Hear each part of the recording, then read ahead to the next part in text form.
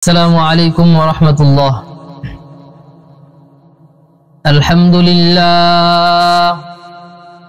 الحمد لله نحمده ونستعينه ونستغفره ونعوذ بالله من شرور أنفسنا ومن سيئات أعمالنا. من يهده الله فلا مضل له ومن يضلله فلا هادي له.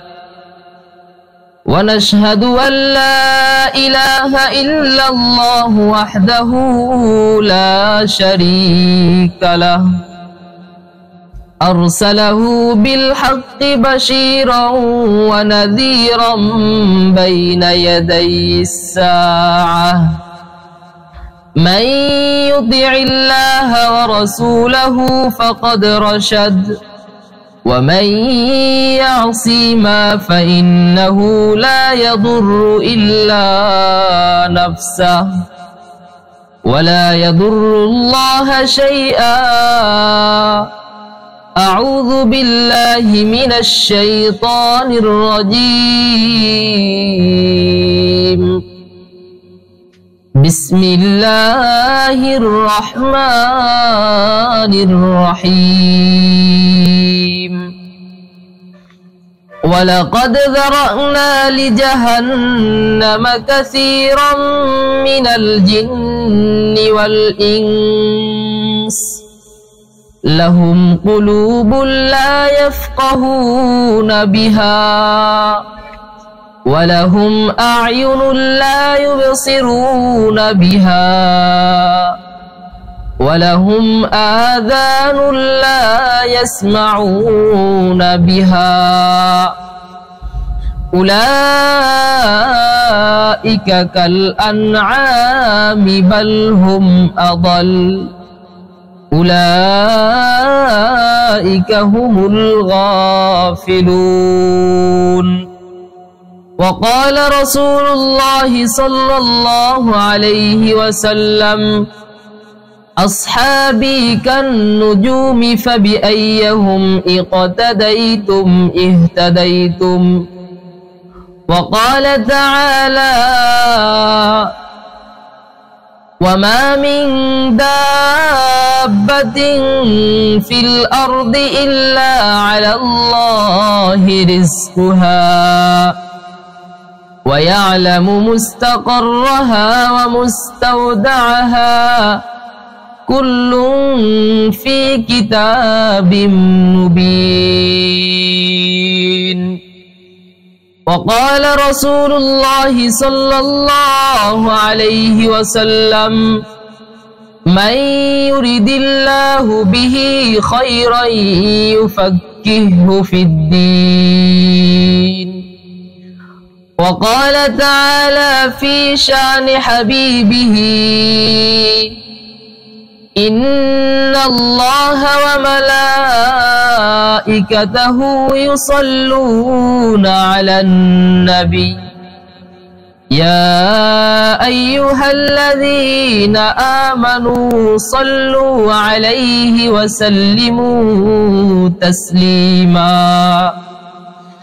اللهم صل على محمد وعلى آل محمد كما صليت على إبراهيم وعلى آل إبراهيم إنك حميد مجيد.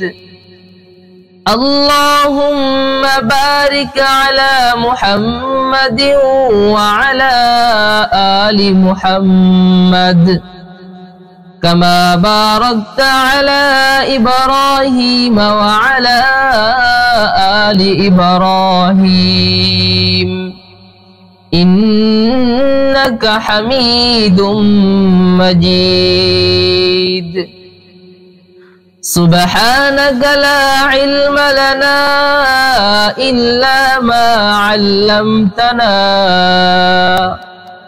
إنك أنت العليم الحكيم.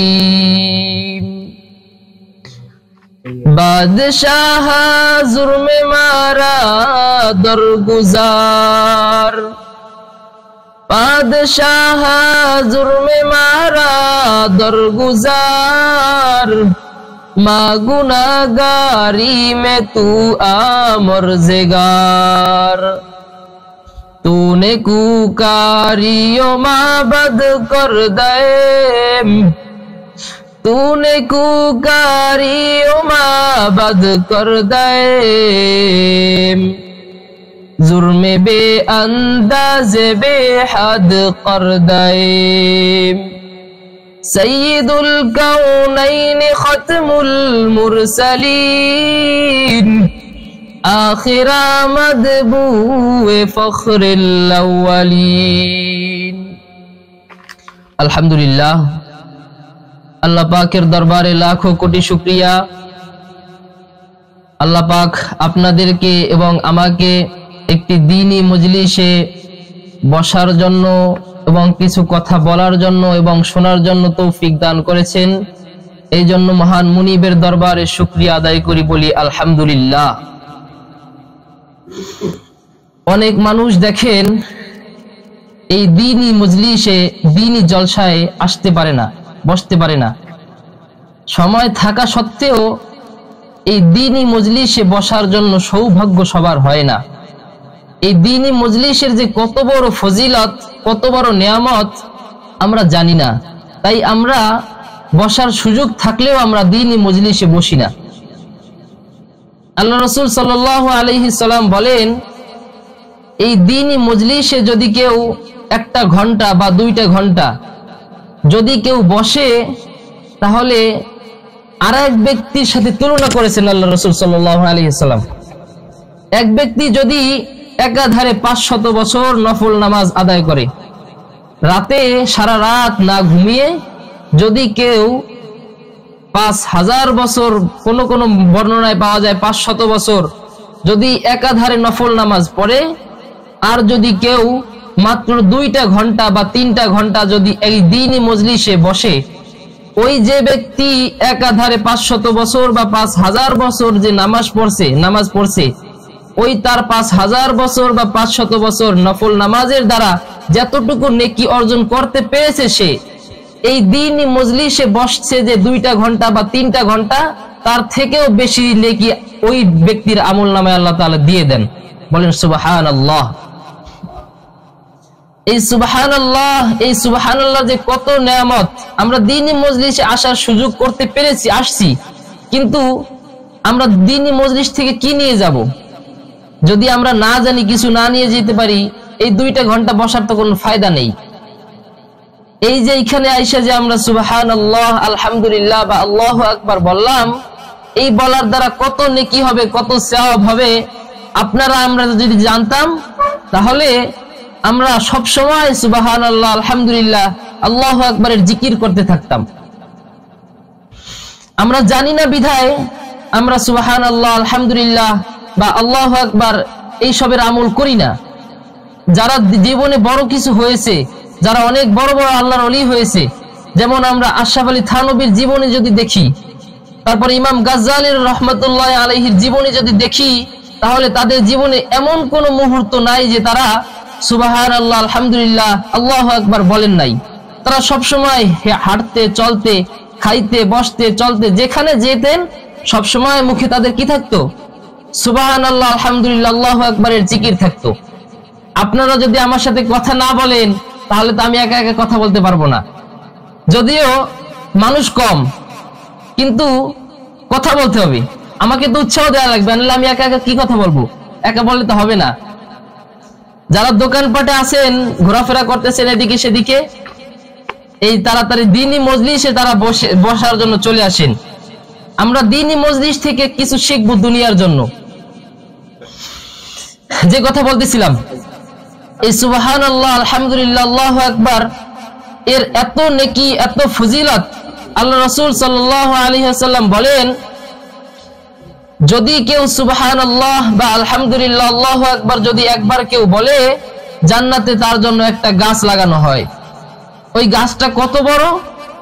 আল্লাহ রাসূল সাল্লাল্লাহু আলাইহি ওয়াসাল্লাম বলেন ওই গাছটা এত বড়, যদি দ্রুতগামী একটা অশ্ব, দ্রুতগামী অশ্ব ফার্সিতে বলা হয় অশ্ব, অশ্ব মানে ঘোড়া, এই দ্রুতগামী যদি একটা ঘোড়া যদি 500 বছর ওই গাছের নিচ থেকে চলতে থাকে, দৌড়াইতে থাকে, ওই দ্রুতগামী ঘোড়া 500 বছর চলার পরে যে তারপরেও যে সময়টা সে অতিবাহিত করলো 500 বছরের, ওই একটা জান্নাতের এত বড় গাছ হবে, একটা ডালের বাইরেও সে যাইতে পারবে না। বলেন না সুবহানাল্লাহ। এজন্য সবসময় আমাদের সুবহানাল্লাহ, আলহামদুলিল্লাহ, আল্লাহু আকবার বলা উচিত। যদিও ইমাম সাহেবরা প্রতি নামাজের পরে সুবহানাল্লাহ, আলহামদুলিল্লাহ, আল্লাহু আকবার বলে, কিন্তু শুধু প্রতি নামাজের পরে বললে হবে না, আমাদের সর্বদা সবসময় মুখে এই সুবহানাল্লাহ, আলহামদুলিল্লাহ, আল্লাহু আকবারের জিকির রাখতে হবে ইনশাআল্লাহ। আচ্ছা, যে কথা বলতেছিলাম, আমি কোরআনুল কারীমের অসংখ্য আয়াতের মধ্য থেকে কয়েকটা আয়াতের কিছু অংশ তেলাওয়াত করেছি। আল্লাহ কোরআনুল কারীমের 9ম পারার 13 নম্বর পৃষ্ঠায় আল্লাহ তাআলা বলেন, ওয়ালাকাদ যারানা লিজাহান্নামা কাসীরাম মিনাল জিন্নি ওয়াল ইনস লাহুম কুলুবুল লা ইয়াফকাহুনা বিহা ওয়া লাহুম আ'য়ুনুল লা ইউবসিরুনা বিহা ওয়া লাহুম আযাকাল আনআমি বাল হুম আদাল উলাইকা হুমুল গাফিলুন। আল্লাহ তাআলা এই আয়াতে বলেন, আমি মানুষ জাতি, ওয়ালাকাদ যারানা লিজাহান্নামা কাসীরাম মিনাল জিন্নি ওয়াল ইনস, আমি মানুষ এবং জিনদের জন্য জান্নাত তৈরি করেছি এবং জাহান্নামকে তৈরি করেছি।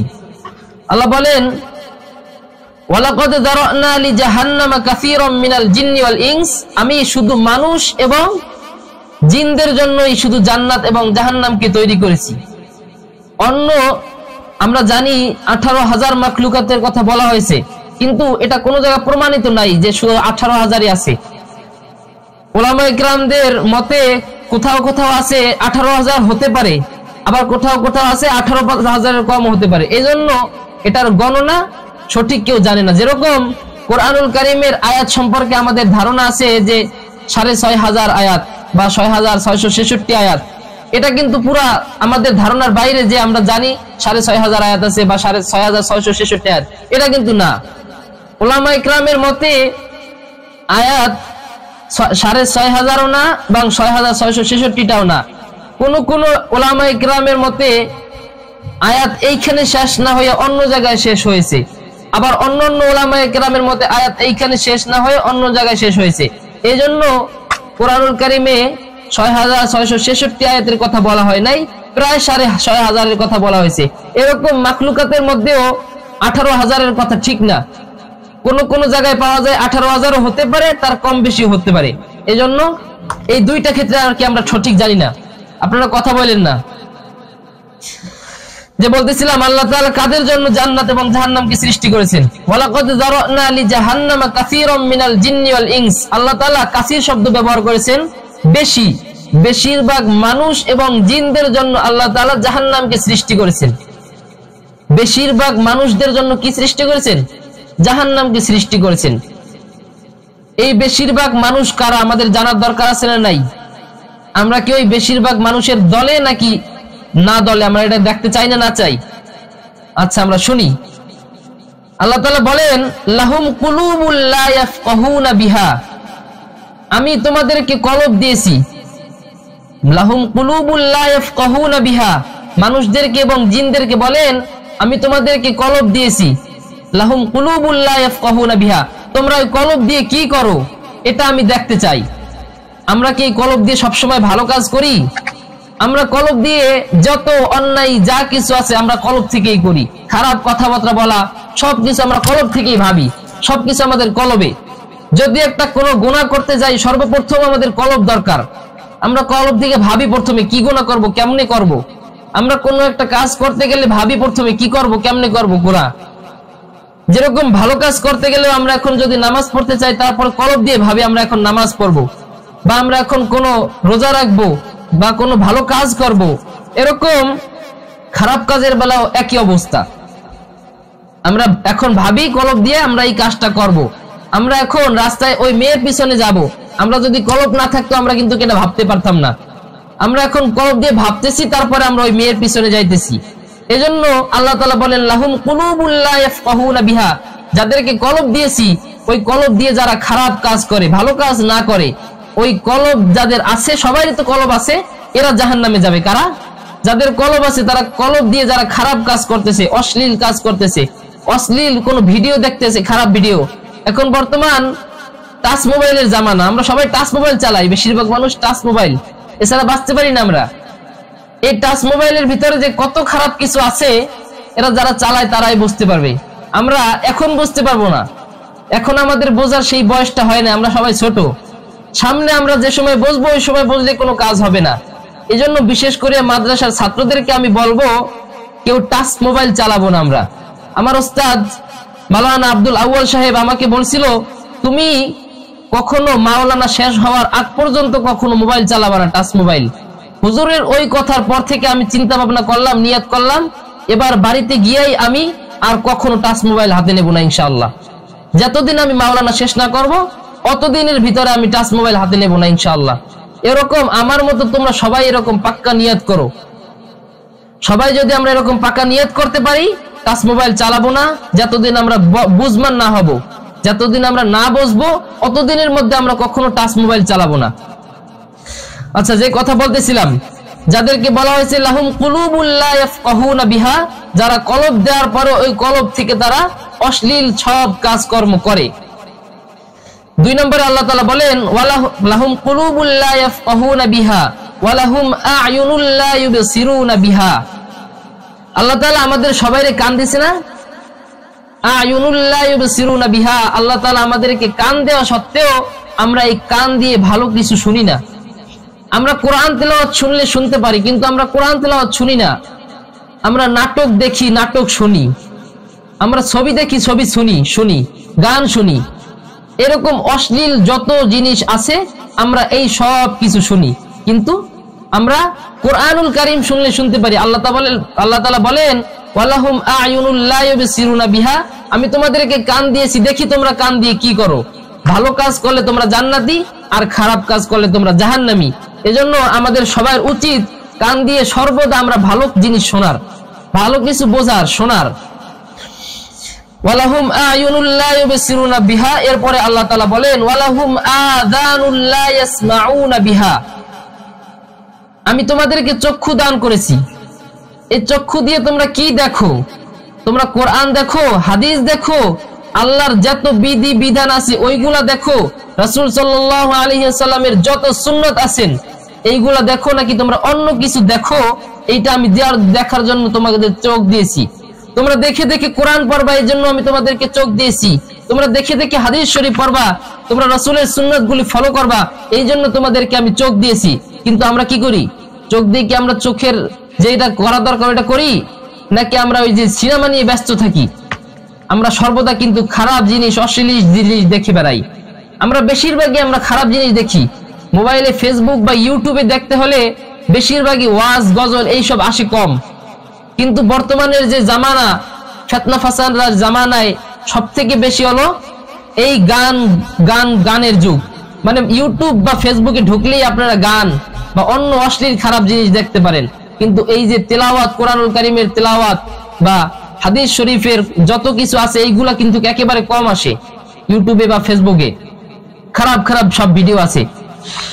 এজন্য আল্লাহ তাআলা বলেন ওয়ালাহুম আযানুল লা ইয়াসমাউনা বিহা, আমি তোমাদেরকে চক্ষু দিয়েছি, তোমরা চক্ষু দিয়ে ভালো জিনিস দেখো না না দেখো, এই জন্য আমি তোমাদেরকে চক্ষু দিয়েছি। যদি তোমরা ভালো জিনিস দেখো, রাসূল সাল্লাল্লাহু আলাইহি ওয়াসাল্লামের সব হাদিসগুলো দেখো, সুন্নাতগুলো দেখো, তাহলে এই তোমরা জান্নাতি হতে পারবা। আর যদি তোমরা খারাপ অশ্লীল ভিডিও বা অন্য খারাপ কিছু দেখো, তাহলে তোমরা জাহান্নামী।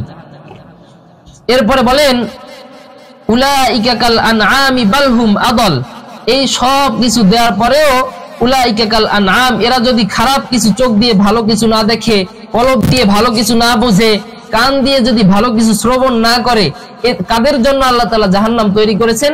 এদের জন্যই। লাহুম আযানুল লা ইয়াসমাউনা বিহা উলাইকা কাল আনআম, আল্লাহ তাআলা উলাইকা কাল আনআম বলেছেন, এরা হলো চতুষ্পদ জানোয়ারের ন্যায় নিকৃষ্ট। চতুষ্পদ জানোয়ার কি ভালো? কুকুরের কথা হাদিস শরীফে বলা হয়েছে, শুকুরের কথা বা কুকুরের কথা। যদি এই রকম প্রাণী যদি কারো ঘরে থাকে, ওই ঘরে কখনোই ওই ঘরে কখনোই রহমতের ফেরেশতা প্রবেশ করবে না, এবং ওই কুকুর এবং বিড়াল যেখান থেকে যাবে ঘরের, ওই পুরো ঘর নাপাক হয়ে যাবে। এজন্য আমরা যারা কুকুর পালি, কুকুর পুষি, বাংলাদেশে কম দেখা যায়, কিন্তু অন্য অন্য দেশে এই কুকুরের প্রচলন বেশি। এই কুকুর এবং শুকুর থেকে আমাদেরকে পবিত্র থাকতে হবে, এইগুলা ঘরে রাখা যাবে না। তারপরে রাসূল সাল্লাল্লাহু আলাইহি সাল্লাম একটা হাদিসের মধ্যে বলেছেন, যদি কোনো ঘরে কোন প্রকারের ছবি থাকে, মানুষের ছবি বা কোনো জীবজন্তুর ছবি থাকে, ওই ঘরে রহমতের ফেরেশতা কখনোই প্রবেশ করবে না। বর্তমান আমাদের সমাজে প্রতি ঘরেই দেখা যায় মানুষ বা কোনো প্রাণীর ছবি। চিন্তা করে অনেক ছোটকালের ছবি এটা ঘরে রেখে দিই, পিছনের কথা মনে পড়বে, দেখলে ভালো লাগবে পিছনে কেমন ছিলাম। এইটা যদি কেউ করে তাহলে সে পুরো ভুলের মধ্যে আছে। ওই যে ঘরে যে ছবিটা রাখলো, এই কারণে যে আপনি নামাজ পড়তেছেন, রোজা রাখতেছেন, আপনার ঘরে রহমতের ফেরেশতা প্রবেশ করতে পারতেছে না। আপনার যদি ঘরে বসে মৃত্যু হয়ে যায়, আমরা তো জানি না আমাদের কার কখন মৃত্যু চলে আসবে, যদি ঘরে বসে মৃত্যু হয়ে যায় তাহলে আপনার ঘরে রহমতের ফেরেশতা তো ঢুকতে পারবেই না। আপনার ঘরে থাকবে কে? শয়তান। শয়তান আমাদের প্রকাশ্য শত্রু। ওই শয়তান থাকবে আমাদের ঘরে। ওই শয়তান আমাদের মৃত্যুর সময় আমরা সারা বছর যে নামাজ রোজা যা কিছু করলাম, হজ করলাম, যাকাত দিলাম, রমজানের রোজাগুলো রাখলাম, সব কিছু ঠিকই করলাম, কিন্তু যদি আমাদের মৃত্যুর সময় যদি আমরা ঈমান নিয়ে কবরে না যাইতে পারি তাহলে আমাদের কি অবস্থা হবে? আল্লাহ তাআলা বলেন, তোমরা যা কিছু করো আর না করো, তোমরা কখনো আমার সাথে শিরিক করো না। যদি শিরিক করো তাহলে তোমাদেরকে আমি মাফ করতে পারবো না। আর যত গুনাহ করো, তুমি যা কিছু করো না না করো, তোমাদেরকে সব গুনাহ আমি মাফ করে দেব, কিন্তু শিরিকের গুনাহ আমি তোমাদেরকে মাফ করব না।